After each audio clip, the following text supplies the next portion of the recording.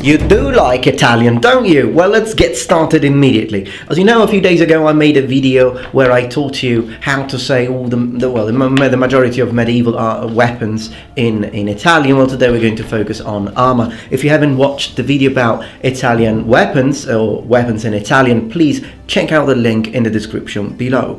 So I will start with something very, very basic first, and then we will go into details of the medieval suit of armor, 15th century. So first off, how do you say helmet in Italian? Well, helmet is elmo. Elmo. Elmo. It's very similar. And of course there are lots of different kinds. If you like this series and you give me a good thumb up, I might consider making a separate video for helmets, separate video for shields, and just teach you everything to know in Italian. Then perhaps we could start with, hello, I'm hungry and I'm thirsty. But hey, priorities. So, armor, I have already said that shield is scudo. I said that in my last video of this series. But for this iteration, I'd like to focus a bit more on armor. So, armor is armatura. Armatura. That's armatura, armor. Now, if it's plate armor, then in Italian you say armatura di piastre, where di means of and piastre is the plural of piastra, which means plate. Then how do you say mail? Well, you know already, I suppose, that in English the word chain mail is not really correct, because you're basically saying the same thing twice. So it is more correct to just say mail and then specify mail armor to make sure that people don't get confused with this meaning of the word mail. But in Italian, I mean, you can say maglia, armatura di maglia, but you know, if you just say maglia to an Italian, he'll just understand jumper or cardigan. So I would rather, I think it's more common to say cotta di maglia. Cotta di maglia, which is the sort of male shirt. And if you're talking about a longer hauberk, then you can use the word usbergo. Now please keep in mind, as I often tell you, there's that when you use these words, if you say elmo, then any Italian will understand, even if you talk to someone who has never read a book about medieval armor in his entire life. But if you say the word usbergo, when the majority of Italians don't know what that means, so you go to a random Italian and you say, so do you prefer cotta di maglia or usbergo? They'd be like, the what, sorry? So yeah, you do need to keep that in mind. Usbergo only works to people who know armor. Now, gambeson. Gambeson is interesting because, I mean, even in English there are a lot of different possibilities. You have gambeson, you have acqueton, and I believe that, of course, the word gambeson comes from Old French, gambeson, which I think it was even spelled different with AI in some sources, or at least original sources. But acqueton, I believe, originates from Arabic. From al-keton or something like that. I don't speak Arabic, but that actually is supposed to mean cotton, or that's where the word cotton comes from. But in Italian, I mean, you can say gambesone. You can. I don't think it sounds very nice. So I think the best word is farsetto d'arme. However, when you say farsetto d'arme, most of the times you mean 15th century arming doublet, or maybe 14th century arming doublet. But yeah, for gambeson it should be gambesone.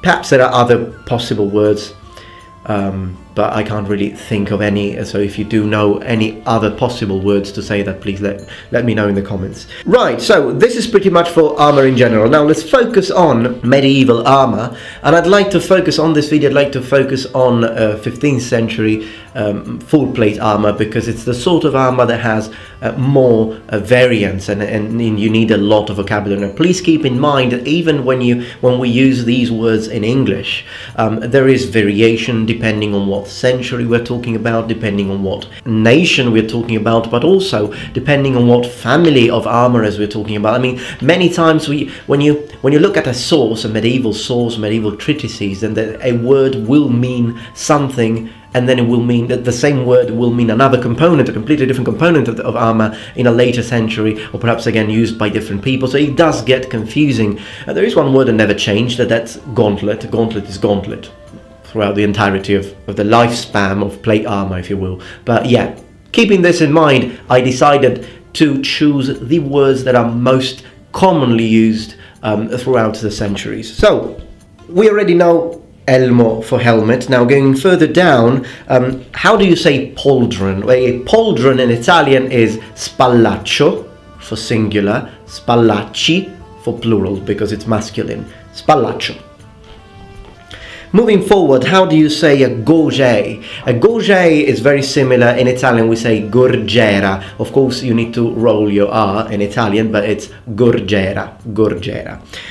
What about a bever? You know, the sort of the one found in Gothic armor. Well, a bever, you have a few possibilities. You either call it barbozza, which sounds very medieval. Sometimes medieval Italian sounds, it's not just weird. Sometimes it sounds lame.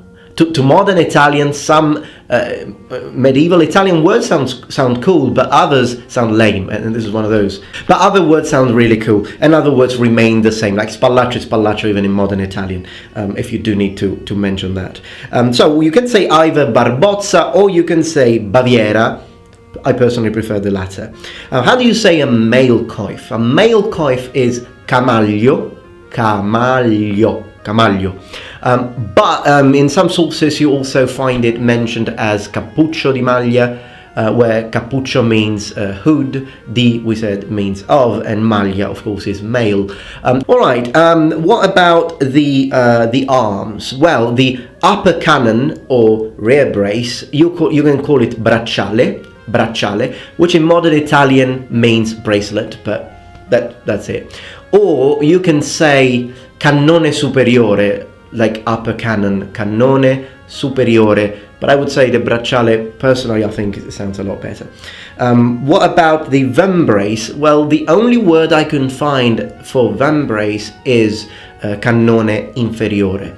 I am not aware of another word for it. If there is, please let me know so that we can make this as a study of all of us. You know, we can share ideas and I'll just share the things I'm sure about.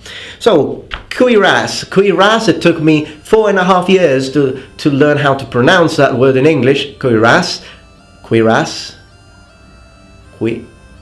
But in Italian is corazza. Corazza. Breastplate is pettorale. How do you say the placket? Well, placket is panziera, which comes from, well, in modern Italian we say pancia for belly. Panza exists it's a little bit like, I think it's dialect. Maybe it's not dialect, it's not really used much. Well, occasionally when we joke, it's informal. But in medieval Italian it was used. So yeah, there are quite a few words. Like for example, in standard Italian, to buy is comprare. But in southern dialects like Sicilian and in Naples, I'm not sure if they do it in Rome, but we surely do it in Naples and Sicily, and I think in Calabria we use the dialect word accattare, but accattare existed in medieval Italian, so it's like we are using an old word, sort of. What about the fold? Fold and tassets. Scarsella. But I think scarsella refers to the tassets. So what about the padded coif, the one that you wear underneath your male coif? You can call that infula in Italian. Very interesting word. Moving on to the protection, the elbow piece has a very nice word in Italian, and it's cubitiera. Cubitiera. Now the male gussets, so the part of mail that is there to protect the areas that cannot be covered in plate, or perhaps they simply weren't covered in plate for a choice, depending on what part of the armor you're talking about, is inserti di maglia. Moving further down, what about the cuisse? The cuisse is called cosciale, and cosciali for plural, and it comes from the word coscia, which means thigh in Italian. Then the pollein is ginocchiello, which comes from the word ginocchio, which means knee. The greave is a schiniere, schinieri for plural, so the protection of the shin again. And moving down, we've got the sabatons. The sabatons are very similar because in Italian, shoe is scarpa. shoes, scarpe. And the Sabaton, armored shoe, is called scarpa d'arme. Scarpa d'arme. What about the gauntlets? The gauntlets, you normally refer to the gauntlets, there are a few possible names. You can either call them manopola, terrible name if you ask me, manopola, or because it sounds like handle, like modern Italian, it's something like, handle, it doesn't sound very well. But you also call them guanto d'arme, where guanto means glove, the glove of arms, sort of. And I think it sounds a lot better. Guanto, guanti for plural. D'arme remains, you don't change it for plural. You say guanto d'arme, guanti d'arme. If you don't have individually articulated and separated fingers in your gauntlet, but you're actually using a mitten style, then the word in Italian is similar. It's mittene. Mittene. Mittene. Next one I've written down here is, okay, the lance rest, very similar. The one that the little piece of metal that sticks from your breastplate to the right side of your breastplate, or you use to to sort of rest your lance, and that's called a resta. Resta. It's very similar. And I reckon that this pretty much covers everything as far as the late 15th century armor is concerned. If I forgot to mention any part of the armor and you would like to know how to say those in Italian, please let me know in the comments below. Oh yes, and there is one, coat of plates. I had to do some research for coat of plates in Italian, and I found two possibilities. Either corazzatura, although this one sounds very generic. Like to a modern Italian, the word corazzatura sounds like everything could be corazzatura. So I think the best way to translate coat of plates is corazzina, particularly for the solid ones. So this is the sort of corazzina, which literally means small cuirass, because ino is a diminutive in Italian. Okay, I hope that you found this video useful and interesting. If you are interested and you would like me to continue this series, I can make a separate iteration for shields, separate one for all the different kinds of helmets, and some are very interesting because they sort of shed new light to the origin of some helmets that perhaps in English we don't thoroughly grasp.